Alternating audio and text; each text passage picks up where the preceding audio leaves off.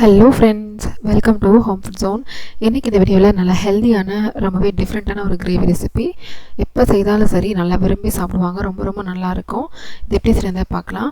இது செய்கிறதுக்கு ஒரு குக்கர் எடுத்துக்கோங்க. இதில் 1/4 கப் அளவுக்கு வெள்ளை கொண்டக்கடலை, இது ஒரு 5 மணி நேரம் ஊற வைக்கணும். ஊற வச்சுட்டு எடுத்துக்கோங்க.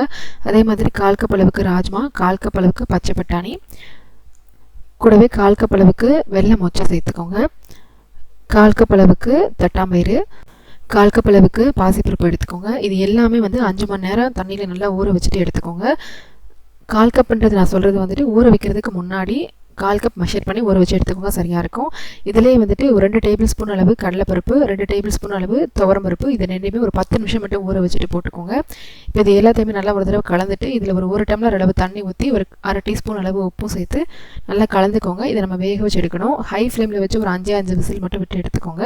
இப்போ இதை செய்கிறதுக்காக ஒரு மிக்ஸி ஜாரில் 1/2 கப் தேங்காய், ஒரு 15 போல் முந்திரி பருப்பு, 1/2 டீஸ்பூன் அளவு கசகசா, 2 இன்ச் அளவுக்கு இஞ்சி, ஒரு பச்சை மிளகாய், 1 டீஸ்பூன் அளவு சோம்பு சேர்த்து கொஞ்சமாக தண்ணி விட்டு நல்லா இந்த மாதிரி பேஸ்ட்டாக அரைச்சி எடுத்து வச்சுக்கோங்க.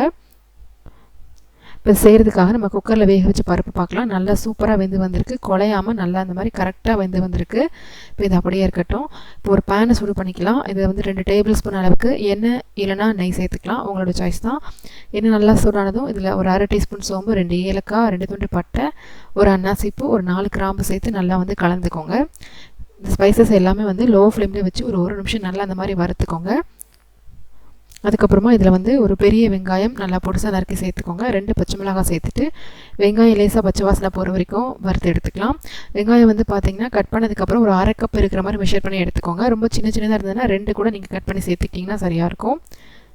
இப்போ பார்த்தீங்கன்னா தெரியும், வெங்காயம் ஓரளவு நல்லா வறுப்பட்டுருக்கு. இந்த ஸ்டேஜில் இது கூட சேர்க்கறதுக்காக 2 பெரிய தக்காளி, நல்லா பழுத்த தக்காளியை எடுத்து நல்லா இந்த மாதிரி பொடிசாக நறுக்கி சேர்த்துக்கோங்க. இப்போ இந்த அடுப்பை மீடியம் ஃப்ளேமில் வச்சு நல்லா வறுத்துக்கலாம். லேசாக தக்காளியெல்லாம் பச்சை வாசனை போனதும் கொஞ்சமாக அந்த காயெல்லாம் வதங்கிறதுக்காக ஒரு 1/4 டீஸ்பூன் மட்டும் உப்பு சேர்த்துக்கலாம். ஏற்கனவே நம்ம பருப்பு வேக வைக்கும் பொழுது உப்பு சேர்த்துருக்கோம், அதனால் கொஞ்சமாக மட்டும் உப்பு சேர்த்து நல்லா கலந்துக்கோங்க. தக்காளி ரொம்ப வெந்த மசாலும் தேவையில்லை, லேசாக வதங்கினாலே போதும். இந்த மாதிரி லேசாக தக்காளி சுருண்டு வந்ததும் இதில் நம்ம மசாலா எல்லாமே சேர்த்துக்கலாம். ஒரு 1/4 டீஸ்பூன் பெருங்காயத்தூள், 1/4 டீஸ்பூன் மஞ்சள் தூள், 1/2 டீஸ்பூன் அளவு மிளகாத்தூள், 1/2 டீஸ்பூன் அளவு கரம் மசாலா சேர்த்து நல்லா கலந்துக்கோங்க. நீங்கள் காரம் அதிகமாக சேர்த்துப்பீங்கன்னா அதுக்கேற்ற மாதிரி மிளகாய்த்தூள் அதிகமாக சேர்த்துக்கலாம். இந்த மசாலா எல்லாமே நல்லா பச்சை வாசனை போனதும் இது கூட நம்ம அரைச்சி எடுத்து வச்சுருக்கிற அந்த முந்திரி தேங்காய் பேஸ்ட்டை நம்ம சேர்த்துக்கலாம். இப்போ இதோடு சேர்த்து நல்லா கலந்துக்கோங்க. லேசாக இந்த மசாலா பச்சை வாசனை போகணும். லோ ஃப்ளேமில் வச்சுட்டு ஒரு நிமிஷத்துலேருந்து 2 நிமிஷம் வரைக்கும் நல்லா அந்த மாதிரி கைவிடாமல் கலந்துக்கிட்டே இருங்க. நல்ல மசாலா கொஞ்சம் பச்சை வாசனை போனதும் இது கூட நம்ம ஏற்கனவே வேக வச்சு எடுத்து வச்சுட்டு இந்த பயிறு, அதோடய அந்த தண்ணி எல்லாமே சேர்த்து நம்ம சேர்த்துக்கலாம்.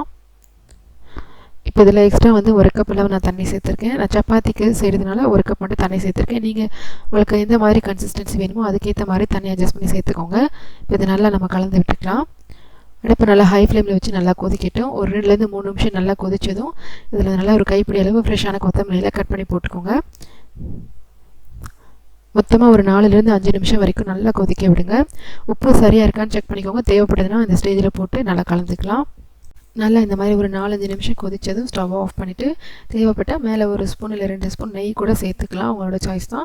நல்லா சூப்பராக வாசனையாக இருக்கும். சப்பாத்திக்கு நல்ல காம்பினேஷனாக இருக்கும், பூரிக்கும் நல்லாயிருக்கும். கண்டிப்பாக இதே மாதிரி நீங்களும் செஞ்சு பாருங்கள். இந்த ரெசிபி உங்களுக்கு பிடிச்சிருந்ததுன்னா லைக் பண்ணுங்கள், ஷேர் பண்ணுங்கள், கமெண்ட் பண்ணுங்கள்.